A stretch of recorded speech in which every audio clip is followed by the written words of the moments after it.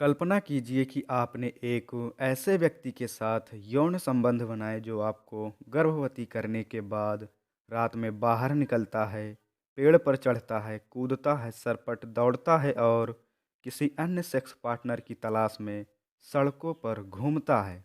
वह हर दिन 35 किलोमीटर तक का सफ़र तय करता है। फिर जब आप उससे कुछ सप्ताह बाद मिलते हैं तो आप पाते हैं कि उसकी स्थिति ठीक नहीं है। उसके कुछ बाल झड़ गए हैं। वह आपको बताता है कि वह रात में सिर्फ 1 घंटे ही सो पाता है। हैरानी की बात है, पर वह ऐसा ही करता है। वह नए सेक्स पार्टनर की तलाश में शहर भर में 35 किलोमीटर सैर पर निकल जाता है और यह क्रम जारी रहता है। फिर आपको 1 महीने बाद पता चलता है कि उसकी मृत्यु हो गई। जी, हम बात कर रहे हैं नरक्वाल की, जो मूल रूप से ऑस्ट्रेलिया में पाए जाते हैं। यह चूहे जैसे और तेज दांत वाले होते हैं। ये एक संभोग के भीतर ही मर जाने वाले बड़े स्तनधारी जीव होते हैं। इनकी क्रिया को सेमेल पैरेटी कहा जाता है। वैसे तो पैसिफिक सैल्मन, तितलियों की कुछ प्रजाति और ऑक्टोपस को भी सेमेल पैरेस कहा जाता है, लेकिन इन जानवरों की मादा पार्टनर इतनी जल्दी नहीं मरती।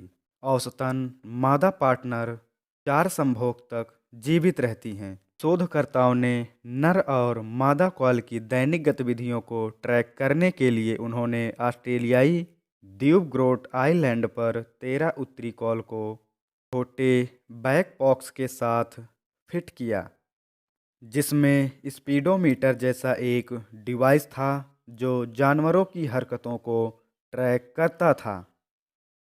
शोधकर्ताओं ने पाया कि एक दिन के दौरान कुछ नर क्वाल बहुत लंबी यात्रा करते हैं और महिलाओं की तुलना में बहुत कम आराम करते हैं।